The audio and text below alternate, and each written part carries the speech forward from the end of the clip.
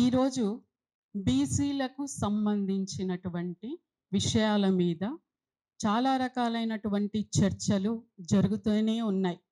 ఇంతలోనే బీసీ కులాల అన్నిటి మీద కూడా ఒక భయంకరమైనటువంటి ప్రమాదకరమైనటువంటి గంటికలు మోగుతున్నాయి అనే సమాచారం అందడం, అంటే బీసీ కులాలు విద్యకు, ఉపాధికి, వాళ్ళకు ఎక్కడైనా ఏదైనా జాబ్స్ సంబంధించినటువంటి నోటిఫికేషన్స్ పడినప్పుడు వివిధ జిల్లాల నుంచి సిటీకి వచ్చినప్పుడు వాళ్ళకు ఉండడానికి అనుకోనుగా, అంటే ఏదైనా మాట్లాడుకోవడానికి చేయడానికి ఆ కులాల యొక్క సామాజిక ఆర్థిక అభివృద్ధి జరిగే విధంగా కుల సంఘాలకు 36 కులాలకు, అంటే బీసీ కులాలకు ఒక జీవో 189 ద్వారా గత కేసీఆర్ గారి ప్రభుత్వంలో ఇవ్వడం జరిగింది.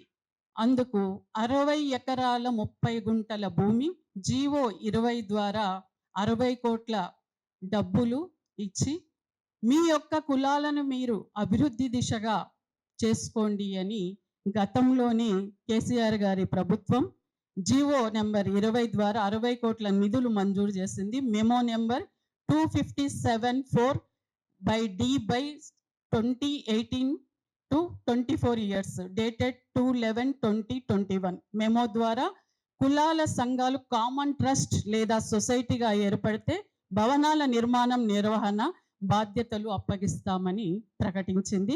అదేవిధంగా వాళ్ళంతా కూడా రకరకాల పేర్లతో వివిధ సంఘాలుగా ఉన్న వాళ్ళంతా కూడా ఐక్యమత్యం కావడం, వివిధ దఫాలుగా చర్చలు జరిగిన తర్వాత 36 కులాలకు సంబంధించినటువంటి భవనాలకు స్థలాలు 60 కోట్ల డబ్బు అవి కేటాయించడం జరిగింది. మరి అవన్నీ కూడా జరుగుతున్నాయా జరగతలేవా అనే దాని లోపల మరి బీసీ కులాలు కూడా అప్రమత్తంగా ఎప్పటికప్పుడు కూడా తమకు కేటాయించిన ఆత్మగౌరవ భవనాలు లో ఈ పని జరుగుతుందా లేదా, ఎంతవరకు వచ్చినాయి, మరి మా బిడ్డలకు రేపటి భవిష్యత్ ఎలా, మరి వాటి కోసం మనకు స్థలము భవనాలు కేటాయిస్తే విద్యకు సంబంధించి, ఉపాధికి సంబంధించి మన ఎదుగుదల ఎట్లా, రేపటి రోజు మన పిల్లల భవిష్యత్ ఎట్లా అని మనం ఎప్పటికప్పుడు వాచ్ డాగ్స్ లా చూసుకోవాలి కదా. మరి ఇప్పుడు ఏమైంది, ఎవరో వచ్చి ఇక్కడ పెత్తనం చెయ్యాలని ఆల్రెడీ కురుమ భవనం ఎంతో అందంగా తయారైంది, దాని మీద కన్నుబడింది. నారాయణ చైతన్య వాళ్లకు కన్నుబడింది. కన్నుబడి ఆక్రమించాలని కొంతమందితోటి మరి కుల పెద్దలుగా గద్దలుగా ఉన్న రాబందులుగా ఉన్న వ్యక్తులతో సమావేశమై మాట్లాడుకొని దానికి లీజుకిచ్చేటువంటి ధైర్యం ఎక్కడి నుంచి వచ్చింది, ఎందుకు వచ్చింది అంటే ప్రభుత్వంలో ఉన్నామనే, ప్రభుత్వంలో ఉన్న నాయకులతో మాకు సపోర్ట్ ఉందనా, ఏ రకమైన ఉద్దేశంతో మీరు కులాలను తాకట్టు పెడుతున్నారు, రాజకీయ నాయకులకు ప్రభుత్వాలకు ఎందుకు పెడుతున్నారు అంటే మీ కుల అభివృద్ధి జరగడం మీకు ఇష్టం లేదా, మీకోసం మీరే అభివృద్ధి అయితే సరిపోతుందా, మీరొక్కరి అభివృద్ధి అయితే కులం అభివృద్ధి చెందినట్ల, ఒక్క మనిషి కోసం మిగతా కులాలన్నిటినీ తాకట్టు పెట్టడం ఎంతవరకు కరెక్ట్. బీసీ కులాలన్నీ ఐక్యమత్యంగా ఉండాల్సిందే. ముదిరాజుకి సంబంధించిన భవనం ఇప్పటి వరకు కూడా రాయి కూడా వేయలేదు, ఇప్పటి వరకు మొదలే పెట్టలేదు.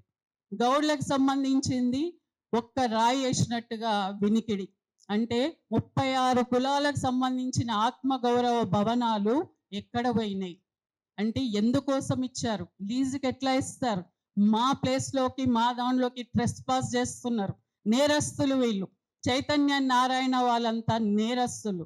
మూకుమ్మడిగా తెలంగాణలో ఉన్నటువంటి బీసీలు ఏం చెయ్యలేరు, వాళ్ళు ఏమి చెయ్యలేరు, ఏదో ఒకటి చెప్పేస్తే కామ్గుంటారు అని చెప్పేసి బీసీల పేర్లు చెప్పుకొని ఆ పేర్లతో పైకెక్కినటువంటి కుల పెద్దలు, సంఘాల పెద్దలు, సిటీలో ఉన్నటువంటి వ్యక్తులు ఆల్రెడీ ఒక చెట్టు కొమ్మని మనం నిచ్చెన్లుగా వేసుకొని పైకి ఎగబాగినటువంటి వ్యక్తులు ఈ రోజు చేస్తున్నటువంటి దారుణమైన ఘోరమైనటువంటి విఫల ప్రయత్నం మన అందరిని బొందబెట్టే ప్రయత్నం. అంటే బీసీలు ఎప్పటికీ అడుక్కుంటూనే ఉండాలి, ప్రతి ప్రభుత్వాలను అడుక్కుంటూనే ఉండాలి, కుల నాయకులు కుల సంఘాల దగ్గరికి వెళ్ళి అడుక్కుంటూనే ఉండాలి. మనమంతా ఎప్పటికీ కూడా ఇట్లానే ఉండాలి. ఇదేనా మనకు కావాల్సింది అంటే మన బతుకులు బాగుపడాలని లేవా, ఎవరో ఒకరికి దాసోహం చేసుకుంటూనే ఇట్లాగే బానిసల్లాగా బతికి ఉండాలా? ఎప్పుడు కూడా ఆలోచించే శక్తి అనేది పెంచుకోవాలి. భవిష్యత్ కార్యక్రమం పట్ల నిరంతరం పోరాటం చేస్తూనే ఉండాలి. నిరంతర పోరాటం చెయ్యని వాడు, ప్రశ్నించని వాడు, తన కులం కోసం, తన జాతి కోసం, తన బీసీల కోసం గలమెత్తని వాడు ఎప్పుడు కూడా కిందికి అణిచివేయబడతాడు, తొక్కబడతాడు. పైగా మనం ఎవరెవరినో మాట్లాడతాం, ఎక్కడెక్కడ వాళ్ళనో తీసుకొచ్చాడు కూర్చోబెట్టి ఇట్లా అట్లా అని మాట్లాడతాం. కానీ వాళ్ళ కుర్చీలు వేసేది, కూర్చోబెట్టేది, వాళ్ళందరు పూలదండలేసి, షాల్లేసి, దండలేసి వాళ్ళని ఏనుగు మీద, అంబారి మీద ఊరేగించేది ఎవరు? మనోళ్ళే పెడతారు, మనమే పెడుతున్నాం. ఇట్లా పెట్టడం వల్ల ఏమైంది? చులకనవుతున్నాం మనం. ఆ చులకన ఎందుకు అవుతున్నామని ఆలోచించాలి. ఎక్కడి వాళ్ళు ఎందుకోసం? భూమి కోసం. జమీన్ జంగల్ అని చెప్పేసి మనము ఆ రోజు జల్ సంగ్రహం చేసినటువంటి కొమరం భీం దగ్గర నుంచి, చాకలి ఐలమ్మ దగ్గర నుంచి ఎంతో మంది మళ్ళీ దశల్లో ప్రాణాలు అర్పించిన వాళ్ళందరి యొక్క స్ఫూర్తిగా ఈరోజు తెలంగాణని ప్రతి ఇంటి నుంచి ప్రతి ఉద్యమకారుడు ఈరోజు తెలంగాణ సాధనలో ఉంటే, ఈరోజు ఆంధ్ర పెత్తనమొద్దు, మా ఉద్యోగాలు మాకే కావాలి, మా నిధులు మాకే కావాలి, మా జాబ్స్ మాకే కావాలని ఆ రోజు సబ్బండ జాతులన్నీ కూడా రోడ్ల మీదకి వచ్చి ఏకాభిప్రాయంతో ఒకే ఒక ఎజెండాతో మా తెలంగాణ మాకు కావాలి అని చెప్పి పోరాటం చేసుకొని వచ్చింది. నారాయణ చైతన్య లాంటి కాలేజీలకు ఈరోజు లీజ్ ఇవ్వడానికే ఎంత ధైర్యం రా మీకు? ఏ నారాయణ, నువ్వు ఆంధ్రాలో మంత్రి అయితే ఉండొచ్చు, నువ్వు ఎవడైతే మాకేంది? మా తెలంగాణకు నువ్వు ద్రోహివి, విద్రోహివి, ఖబర్దార్. తెలంగాణ గడ్డ మీద ఉన్నటువంటి ప్రతి నారాయణ చైతన్య కాలేజీలు ఇక నుంచి నడవకుండా బంద్ చేయాల్సిన ఆవశ్యకత మా విద్యార్థి సంఘాలన్నిటికీ, బీసీ సంఘాలకు ప్రతి ఒక్కరికి పిలుపునిస్తున్నాం. ఎక్కడ నారాయణ చైతన్య కాలేజీలు ఉంటే అక్కడ ఎవ్వరూ కూడా అవి స్కూళ్ళు, కాలేజీలు నడపకుండా చూడండి. ఆ బ్రాంచ్లు కూడా వాళ్ళు ఏం చేస్తున్నారు? తెలంగాణలో ఉన్నటువంటి వాళ్ళకు లీజులు ఇచ్చి, మీ వాళ్ళే కదా నడుపుతున్నది, మేము వస్తలేం, పెత్తనం చేస్తలేం అంటున్నారు. కానీ వెనక ఉన్నదంతా కూడా ఆంధ్ర పెత్తనం. మన భూముల మీద, మిగులు భూముల మీద, భారతదేశంలో ఎక్కడ కూడా లేని భూమి సంపద, ఖనిజ సంపద మనకున్నది. దానిల మీద యావత్తు భారతదేశంలో ఉన్న పొలిటికల్ పార్టీలన్నిటికీ కూడా కళ్ళు పడ్డాయి. ఈ రోజు తెలంగాణ ఒక నిధి, ఏటీఎం. ప్రతి ఒక్క పార్టీకి ఈ రోజు ఇక్కడ నుంచి తీసుకొని పోవడమే కానీ తెలంగాణ అభివృద్ధి అనేది లేదు. ఈ రోజు పదవులు కానీ ఏవి చేసుకున్నా కూడా అగ్రవర్ణ కులాలకు చెందినటువంటి వాళ్ళకే పోతున్నాయి తప్ప మనం ఇంకా పోరాటం చేస్తూనే ఉండాలి. నాకు పదవి రాలే, నాకు పదవి రాలే, మా వాళ్ళకు రాలే అని మన కుల సంఘం నాయకులు కొంతమంది నిజాయితీగా అడుగుతూనే ఉన్నారు. కానీ వాళ్ళు మనని పట్టించుకునే వాళ్ళు ఎవరు? అక్కడో ఇక్కడ బిస్కెట్లు వేస్తున్నారు, చాక్లెట్లు పంచుతున్నారు, దానికి దాసోహం అవుతున్నారు. విద్యార్థి సంఘాలు కూడా చెప్తున్నాను, నేను మొన్న ఒక దగ్గర నిలదీశా, మీరు ఎట్లా ఇంతగానో ఫీజు తీసుకుంటారు అని నారాయణలు అడిగా. మేడం, మీ విద్యార్థి సంఘాలే మా దగ్గరకు వచ్చి మమ్మల్ని బెదిరించి పైసలు తీసుకొని పోతున్నప్పుడు మమ్మల్ని ఆపేదెవరు అన్నదామె ఇన్ఛార్జ్. మీ రాజకీయ నాయకులకు మేము వాటాలు పంపిస్తున్నాం, మమ్మల్ని ఆపేదెవరు? దీంట్లో వాటాలు చాలా మందికి ఉన్నాయి, వాళ్ళందరికీ వాటాలు సంచులు అన్ని పంపిస్తూ ఉన్నాం, అన్ని చేస్తున్నాం. కాబట్టి ఈ తెలంగాణ గడ్డ మీద, మీ గడ్డ మీద, మీ తెలంగాణ రాష్ట్రం వచ్చిన తర్వాత కూడా మా నారాయణ చైతన్య కాలేజీలు ఎంతగా పెరిగాయో సార్ సంఖ్య చూసుకోండి అని ఆమె నాకు ఛాలెంజ్ విసిరింది. ఇంతకన్నా దుర్మార్గం ఏముంది? ఇక్కడ వాళ్ళు పాయింట్అవుట్ చేస్తున్నారు ఎవరిని?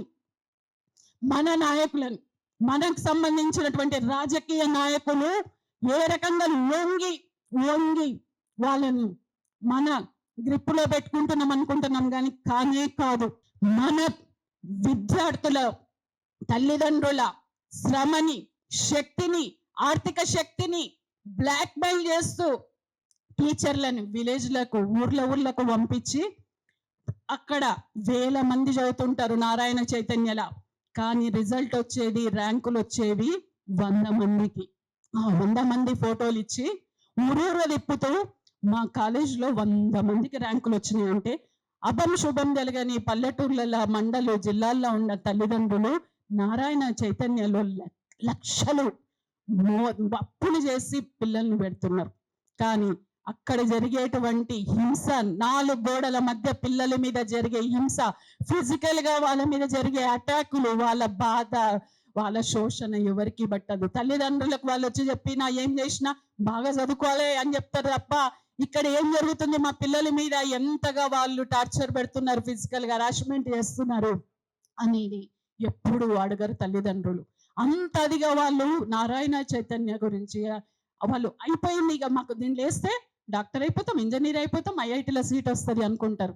కానీ ఆలోచించండి మీరు ఒక్కసారి, 100 మందికి, వేల లక్షల మంది పిల్లల 100 మందికి గవర్నమెంట్ స్కూల్ కాలేజీలు కూడా వస్తున్నాయి. బీసీ హాస్టల్స్ లో చదివే పిల్లలు, ఎస్సీ ఎస్టీ హాస్టల్లో చదివే పిల్లలు ఢిల్లీ లాంటి కాలేజీలల్లా, శ్రీరామ్ లేడీ కాలేజీలల్లా, పెద్ద పెద్ద ఇంజనీరింగ్ కాలేజీలల్లా, భారతదేశంలో ఉన్న గొప్ప గొప్ప రాష్ట్రాల్లో మన బీసీ పిల్లలకు సీట్లు వచ్చినాయి. మరి వాళ్ళేం నారాయణ చైతన్యలు చదవలేదే?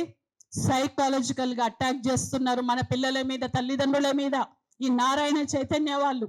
ఇది గమనించకుండా మన భూమిస్తున్నాం, మన నీళ్ళు ఇస్తున్నాం, మన విద్యుత్ ఇస్తున్నాం, అన్ని రకాలు ఇస్తున్నాం, మన భవనాలను ధారదత్తం చేస్తున్నాం, విచిత్రంగా లీజులకు ఇస్తున్నాం.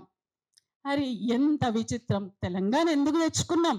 మా పిల్లల భవిష్యత్తు కోసం, నువ్వు ఆర్థికంగా సంపాదించుకొని ఎదగడం కోసం కాదు.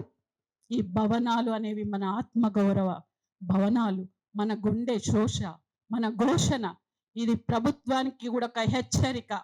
మిస్టర్ రేవంత్ రెడ్డి గారు, సీఎం తెలంగాణ, మీరు మా పిల్లలకు వాదా చేశారు, మా బీసీ పిల్లలందరికీ వాదా చేశారు. మీరు గద్దె నెప్పేటప్పుడు అది నమ్మిన మా పిల్లలందరికీ మీకు ఓటేసి గెలిపిస్తే మీ దగ్గర చెంచాగిరి చేసే నాయకులు కొందరు నారాయణ కమ్ముడు పోయారు, మా బీసీ భవనాలు అక్కడికి వెళ్ళిపోయాయి.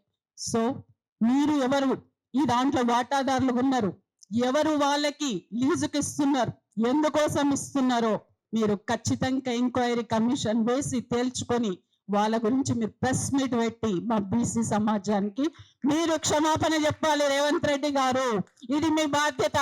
మీరు తండ్రిగా ఈ రాష్ట్రంలో ఉన్న ప్రజలందరికీ తండ్రిగా ఉన్నటువంటి వాళ్ళు, మరి మా బీసీ బిడ్డలు, మా బీసీల కోసం ఇచ్చినటువంటి గత ప్రభుత్వ ఆత్మగౌరవ భవనాలు మీ బాధ్యత కాదా సంరక్షించడం? మీరు సంరక్షకుడిగా ఉండాల్సిన అవసరం లేదా? ఎందుకు మీరు కళ్ళు మూసుకున్నారు? మీరు ఎక్కడో కేరళలో ఇంకెక్కడో పోయి అక్కడ ఇక్కడ ఉపన్యాసాలు ఇచ్చి ఎలక్షన్లో కావాల్సినవి మాకు అవసరం లేదు. మా తెలంగాణ కోసం, మా తెలంగాణ అభివృద్ధి కోసం, మా కోసం పనిచేయాలి. 24/7 మీరు మా ముఖ్యమంత్రి, మా కోసం జరగాలి. ఇక్కడ జరిగేటివన్నీ కూడా మీకు తెలుసో తెలియదో అని అనుకుంటున్నా నేను. కాబట్టి ఇప్పుడు మీరు మాకు తెలంగాణలో ఉన్న మా బీసీలకు మాత్రం ఖచ్చితంగా ఈ రౌండ్ టేబుల్ సమావేశంలో జరిగే ప్రతి ఒక్కరి ప్రశ్నకు మీరు జవాబు చెప్పకపోతే మీ ఇంటిని ముట్టడిస్తాం, సెక్రటేరియట్ ముట్టడిస్తాం. ప్రతి ఒక్క ఎమ్మెల్యే బీసీ గాని ఎవరన్నా ఉండని, మినిస్టర్ ఎవరన్నా ఉండని, ప్రతి ఒక్కరి ఇండ్లను ముట్టడిస్తాం. ఇది అంతర్జాతీయ సమస్యగా తీస్తాం. రాహుల్ గాంధీ, ప్రియాంక గాంధీ కూడా వాదా చేశారు, నీ గెలుపులో భాగంగా వాళ్ళని కూడా వదిలిపెట్టమని చెప్తూ జై బీసీ.